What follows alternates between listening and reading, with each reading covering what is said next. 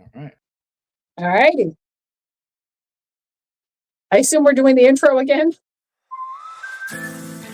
Welcome to the Hemp Del Soul podcast.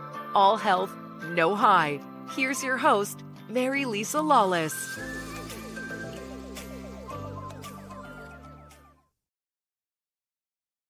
Hello there and Happy New Year. We are back with the Hemp Del Soul podcast, and I am your host, Mary Lisa Lawless. Today, I have an amazing guest, Caroline Sequin. I've known her for a few years. We've done a lot of work together personally and professionally, and I am here to educate the world on what it is that she does, because I think that Caroline is amazing. Caroline, welcome to the show. I'm so glad we were able to figure out the technology, all of those good things that are going on in the background. Right. Anyway, Well, thank you, welcome. Mary Lisa. Thank you for having me. I'm so excited to be here.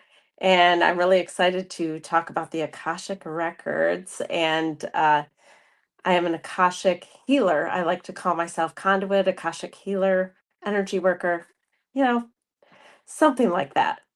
It really doesn't matter. I just do the work. Okay, so for people that have absolutely no idea what it is you're talking about, you know, without the spiritual jargon that we would normally, those of us that are in the metaphysical world will easily throw around or banter, throw these words around. Can you explain to the general population in layman's terms, what is the Akashic Records? What's the Akashic field? Tell us about it. Yes. So if you think of kind of like Google, you can Google yourself, right? So the Akashic Records are like the ultimate Google search, only on a spiritual level. So think of it, your soul's journey of past, present, future, past lifetimes, what's going on now, even your future or probable future. Uh, you can also think of it like a psychic reading, but on steroids, because we can do healing as well. And we can find out the nitty gritty things that are affecting your life now and how to move forward in the best possible way. Okay, but how would you describe what the Akashic Records are? Yeah, Is it's it- kind of like spiritual files on yourself. So think of it like, you know how a house has a history, and when it was built, the history of the land, the history of the owners. So even yourself, you have your own Akashic files, your own Akashic records. Only think of it like a cosmic storehouse of records of you can look at this lifetime when you were born, what happened in this lifetime, but also like your soul's journey, your other lifetimes, um, even ancestral things within your whole ancestry we can look at. It's the Akashic records are endless, if you will. You can look at everything. So think of it like going to the library and you're pulling up all of the records on yourself or your genealogy. The Akashic records are like that. And then we can bring about healing with it too. So it's an energetic storehouse. Okay, okay. So sort of like the paid storage that we pay for and store all of our furniture and all of these other things. This is like the memories of our ancestors and memories of our own, for those that think about past life and that idea about what that is and what we've brought into this lifetime. Is that about, Yes, I got it? exactly. Okay. So Exactly. what was going on in your life that you felt, that you felt called to do this work? How did you get into this? Oh my gosh, it was so wild. I just kept hearing the term Akashic or Akashic records, and I'm like, what is that? Akashic what? Akasha what? What does that mean? What is it? And so I was a lot like probably the viewers here, like, hold on, what is that? Hold on, spell that for me. Um, I don't get it, but I know I have to do more research and find out what that is. So I kept being led out of curiosity, and I was going to myofascial release training. So I'm also a licensed massage therapist by trade.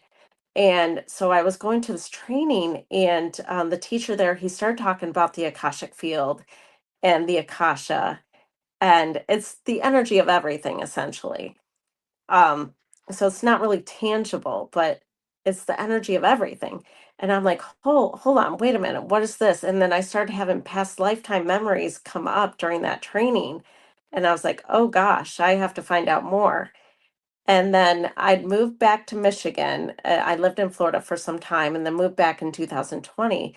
And then right then, I swear by email, something I kept getting invitations for the class to take Akashic Records class on how to do and look into the Akashic Records. And the price was right. I actually had the time to do it because we had a lot of time during that time frame. Yeah. And I started taking the class and it was like, hot dog, this is it. I could do it instantly. It was so easy for me. I just was right into the Akashic Records. And then I started doing readings for friends just for fun. Um, and it was really, I was just being led. And then I wasn't out with it, if you will, spiritually. I wasn't telling everybody I was doing it. I was only doing it for friends. And then this one time that I was traveling to Florida again, I had a flight, an early morning flight. And so I was about to pack my bags and I kept hearing this voice saying, go for a walk, and I'm arguing with it. I'm like, no, I gotta pack my bags. I have an early morning flight. I can't go for a walk right now. It said, go for a walk. But I'm like, no, I have to pack my bags. Then I heard it again. It said, go for a walk. I'm like, fine, I'm going for a walk. I don't want to pack my bags right now, anyways. And so I have this usual route that takes me right to the park. And then right there is a little book library. So people go and put their books in there that they'd like to give away and for somebody else to find and enjoy. And right in there, I always look in there. So they knew my usual route. They know I always look in the book library. There were two books on the Akashic Records. They're like, see, this is what you're supposed to be doing. And now you have homework and studying to do on the plane. And one of the books was Linda Howe's book on the Akashic Records. So I prefer her methodology other than other record books out there and trainings. That's just what works for me. I like to Okay. allow it to be more creative for me. But I found those two books. And so it's like, hey, this is what you're supposed to be doing and you need to study. Okay. So that's when it became real for you. That was like, okay, for real, for real. I get it. Okay. Now I'm going to do this professionally. So how did people, I mean, people that feel lost or stuck and they started coming to you and seeking your guidance and your advice. What were some of the patterns that you started to see with people that were seeking, you know, versus, seeking Akashic readings versus psychotherapy or versus other metaphysical treatments? What is it that the people that were drawn to you did, or how did they come to you? What was the, what were the surprises? What were the things that came up for you? Right. Well, the word about me doing the Akashic Records started getting around from friends, and they'd refer people, or I would say, well, I do this and this and this. Like, oh, I'm a myofascial release therapist. Oh, I have supplements. And then I mentioned, oh, I do the Akashic Records. I do Akashic Record healing. And then that's when people perked up. They're like, oh, the Akashic Records. So that told me that people didn't care about the other stuff as much as they really wanted to know about the Akashic Records, and they want to know about their own Akashic Records. So some of the patterns that was coming up is they were at a crossroads. They had done all the therapy work too around particular issues, but they still had the issue.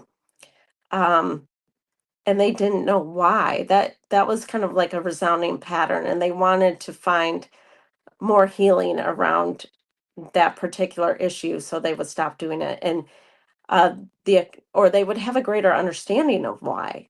Even they're like, oh, okay, that makes sense. It kind of sounds like resounding truth in your soul. You're like, oh, yep, that's exactly it. Okay, and I'm done with it. I want to be done That with was it. the So they that usually was the connection. want to be done with something. They're tired of carrying a vow, a contract, um, this agreement on a soul level. They're just tired of it and they want to move on from it. And the Akashic Records are great at getting down into the nitty gritty and clearing it out. Awesome. And that's how I found you. I have had enough therapy through my life and all the work that I've done.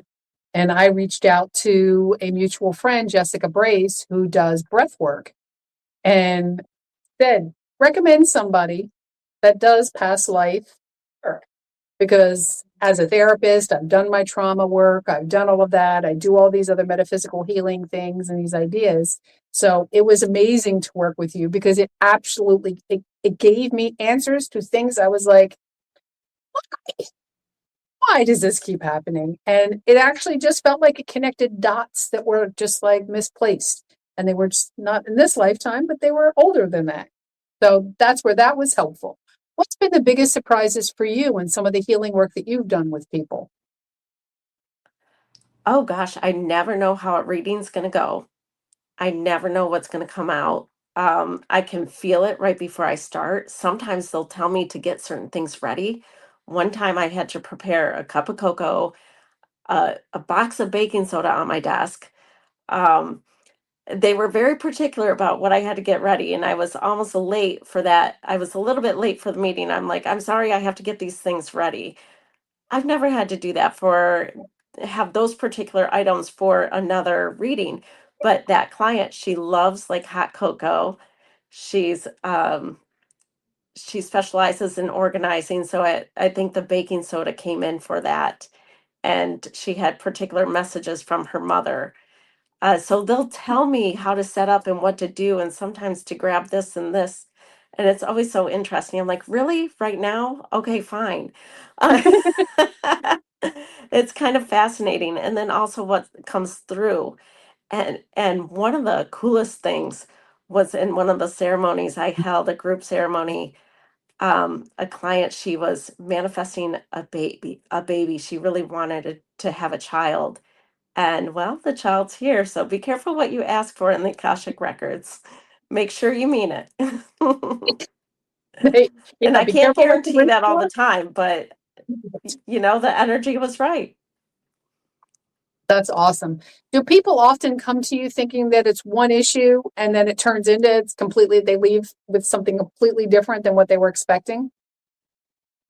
I say yes, sometimes that happens, or sometimes they know and they just need verification, a confirmation, and then it's like, oh, it's a little deeper than that. Oh, wow, that's surprising. And but then we clear it right out. Right. Um, so it's very fascinating. And Awesome. it's kind of like resounding truth. I would say one client, she has better relations with her husband after doing Akashic record work. Okay. Okay. So you've seen it help improve people's lives. Have you ever seen it make people's lives worse? Or has it always created a healing experience, even if minor? I would say it always helps people. It's because the Akashic field is one of the highest, it's kind of like the highest tier up until you're right with the creator. So we're in the seventh plane, I believe it is. So we're in the highest tier, the highest and best energy. So the Akashic guides want the best for you. And so it's a really healing energy just to be in. When I open the Akashic records, you can feel a slight vibrational change, and it just feels peaceful, happy, good. Even if I don't feel well, and I do an Akashic record reading for somebody or a group reading, and I open up the records, I feel better for a while afterwards even. Um, and have some clarity. So it's always so helpful, and I can see minute changes in people. So I always recommend that they kind of write down where they were, how they were feeling prior to the reading, because they may even forget completely what the reading said, what the healing was, and they're just out living their life afterwards and living in their best and highest life. Mhm. And it's really fascinating, and they'll completely forget Okay. the work that we did. So, and there's so much that's going on in the world. For a minute, I want to go back to the layers of energy, and I want you to explain that a little bit more. But the integration process, is there anything that you tell people to do, or is it really just whatever you're hearing in your mind's eye? to tell people that this is what the guides are recommending, because it sounds a little bit like pulling in some mediumship, which is about talking to ancestors, people that have passed on, or even psychic work, which is about your energy and what's going on in your life right now. So it sounds like there's a little bit of overlap with that kind of healing. What makes, how is it that you encourage people to do the integration? Do you tell them to go do things? Are there specific things that they have to do to help things integrate, or do you help them pay attention to certain things? Well, I would say everybody's on their own soul journey, and some things will take time. Like an Akashic record reading is kind of like psychic work on steroids. And so sometimes things take time to play out. And you could have one reading now and then the changes happen a year from now. But you're going in that direction. Or some things are very instantaneous. And I just recommend that people meditate, they drink their water, but they do the very best for themselves. And a lot of the messages that come through is to love yourself. You're doing great. You're you're doing a great job on Earth, which is hard enough as it is. And so it's a very gentle form of healing, and there's not anything that people really have to do. I would say it's just so gentle. We open up the records. I do the reading for them. They're in the healing energy. And afterwards, they do what they do uh, and what they choose to do, but they can choose their highest and best good. And or Right. sometimes, it's we're on a journey and it takes us a little bit to get there. But I feel like it moves the resistance out of the way. And it really does help them to calibrate to their highest timeline and easy and You naturally suggested without water, the and I was like, oh, resistance. yeah. You were like, oh, water. Right? Yeah. But helping people to see what's current in this lifetime, on this timeline, and how to integrate that information and sort of move forward. So it sounds like on some level, some of the recommendations are the same as if you were getting a massage. Drink water, take care of Right. yourself, do good things for yourself. Yes, yes, it's a lot about self-love and self-care because your guides are rooting for you. The Akashic guides are like, okay, you came, you showed up, awesome. Here's the information to help you.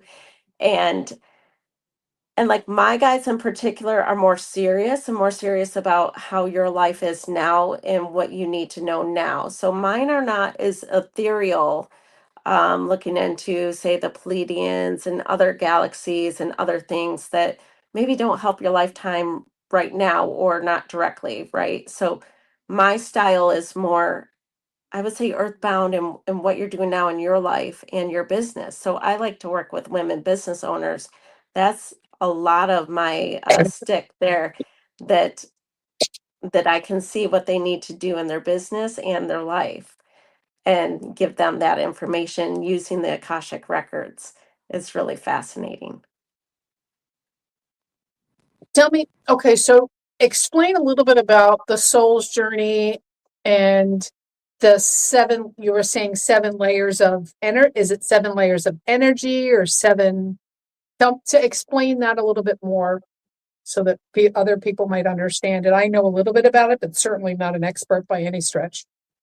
Right. Well, I know just enough. There's like different planes of existence. So sometimes you can have the material plane, you can have the lower levels and kind of where the lower entities reside. And not that they're bad or anything, but we just have a tier of ascension. And like, so shamans tend to work on the lower levels and doing soul retrieval, whereas I'm working into the Akashic field, and then I can kind of pull information from the other levels, if that makes sense. But we're in the highest energy, and then the next highest is the creator. So what I'm hearing is that it's basically going to people's highest and best self, that it's not Yes. looking at dark things or really negative things that have impacted, maybe your current life, but looking at your highest good. Is that, is Yeah, it's that a lot like what your you're highest saying? yeah. It's looking at your highest and best good, and highest best good for your life right now with what you want. And then we can look at, maybe points of trauma or things that happened to why this is happening for you now, but it's not painful.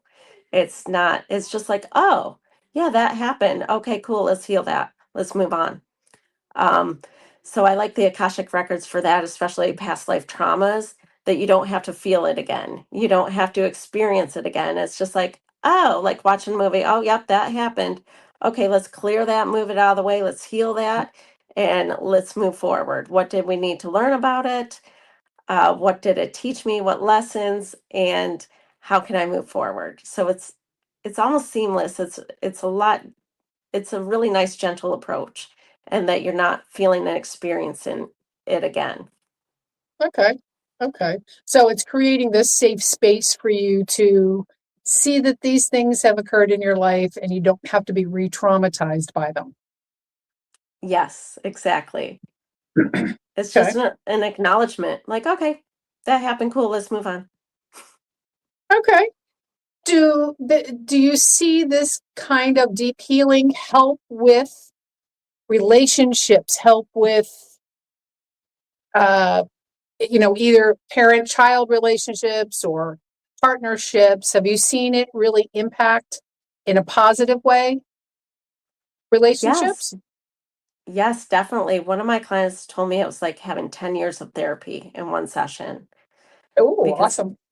we got down to like their past lifetimes together, their kind of what was occurring now in their, and also they were kind of scolded. It's like, you have bigger and better work and you're fighting with each other. Stop that. You're like two kids in the back seat Okay. of a car fighting. You need to get it together because you have bigger and better things to do. So Okay. that was kind of funny. They were scolded. I'm like, I'm sorry, but you're being scolded right now. Um, so it can really help because you're looking at the soul's reason for this relationship and what you're supposed to do versus being a human, and you're in your ego and your feelings and your hurt feelings. And yeah, so our relationships, human relationships, are complicated, and we're in our feelings. And even me doing the Akashic records, I have my feelings about things and I still act in my ego. Uh, and but we're working towards ascension, right? And we're working to learn and to behave better and have more love and more understanding. So that's where the Akashic records comes in and helps us with having more love and understanding with each other and ourselves. Mm. Have you had the experience? Because I am, as a family therapist, I'm doing some of that deep healing trauma work. Have you had the issue where you've needed to send somebody to therapy after having done the Akashic, to psychotherapy, to do some further in their current life work? Yes, sometimes it's like, okay, you keep coming in for the same thing. And so even the Akashic records, they're recommending, oh, maybe you need a little bit of this therapy, this therapy. Find a really good therapist to work through this. We're still human beings and human doings, and we have our human feelings. So I would say the Akashic records are great, but we still sometimes need somebody to help us work through things. Right. And so part of it, so some of the things I know that you do that you can talk about just a little bit are, how do you work this in a group outside of doing one-to-one? That maybe, I know some of the things you've done have been like the full moon ceremonies, where you've brought in crystals, because I also talk a lot about crystals and have the crystal store. So when you're here and we've done the circle and we're out back and we burn things, and so what are some of the group kind of activities that you found to be effective in also using the Akashic records? Yes, I host full moon Akashic ceremonies. So not only are we burning and releasing what no longer serves us and calling in what does serve us, but in the Akashic records, I'm clearing it out too. So it's even more powerful. Or calling in, like new moon ceremonies, calling in our manifestations. So I really love working with the group energy. So it's not just one person, but usually there's a resounding theme within the group that everybody needed to hear something within that Akashic record reading and healing. But also, I'm looking forward to in the future hosting retreats and having Akashic healing retreats, adding in myofascial release therapy because I feel like that's Akashic work for the body because the body still stores trauma and even old past lifetime memories. It stores everything. So we still need to approach the body. We can do all the spiritual healing work, therapy, etc., but sometimes we Mhm. just need to approach the body too. I agree with that. And part of our practice here and why I brought you into working with the Transformation Project and doing all of that is because of this holistic approach to doing like this full range of services. So, yes, the body work seems to be so important. And the myofascial release is a whole different level of massage therapy, which is very, very cool. And all of the different gifts that you bring to this practice have been amazing, wonderful. And I've recommended you to a lot of people. And people that have come here to experience your groups have really appreciated what it is that they've gotten out of it. And so, yes, we'll be doing retreats and we'll be doing all of that. If someone felt called to move into this or like to go into it, what would you recommend that they do?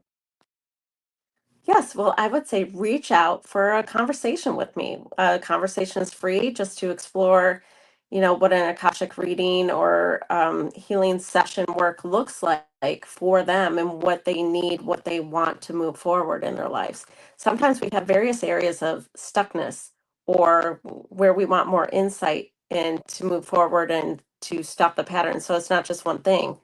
And Akashic work kind of starts opening the door and unveiling that. And then you're like, oh, okay, I want to work here. Oh, I want to work here. Or this keeps coming up. Okay, we got some layers of it, but we didn't get all of it. Um, I'm being triggered in this way, in this way. So we're not fully there. There's more layers there. And so sometimes there's some deep healing layers that we need to go through and look at things in multiple different ways. Like our ancestry, we got to look there. Uh, then we look also in our lifetime and something that happened maybe as a child that's interfering and interrupting our progression. One client, she had this particular thing that happened as a child, and we were able to pinpoint that memory and clear and heal it. And now she's showing up using her face, her image, and everything online where she was really scared before. So it's really fascinating that now she's showing up fully and completely where she was unable to do so before because we found that core memory and Okay, healed it. very cool. How would someone reach out to you if they wanted to just reach out to you directly? I know that people can always reach out to me, and I have those contacts. I know how to get a hold of you and what would be the best way? Because I know you'll be back here in Florida pretty soon, and you're in Michigan right now. How would someone get a hold of you? Yes, so I'm available online and over the phone. Or in person. So if I'm in your city, town, we can create something in person. But carolinesequin.com is my website, and it'll take you right to my scheduling link. So it's very easy to schedule with me. And you can schedule a quick 30-minute phone call or Zoom call with me, and we can explore all the ways in which I can help you. Very good. Very good. I am really grateful that you were able to meet with me today for us to get through this and arrange this. I know we had some technical difficulties earlier. We've had a few right now, but it's all good. It's all good. So thank you very much for being my guest today. And we will talk again soon. So please reach out if you want to speak to either one of us. We're here. We're around. Anyway, have a great year. 2026 is going to be amazing. Thank you. And thank you, everyone. Thank you for listening to the Hemp Del Sol podcast. Explore our wide range of organic products at hempdelsoul.com. That's HEMPDELSOUL.com or contact 954-854-1039.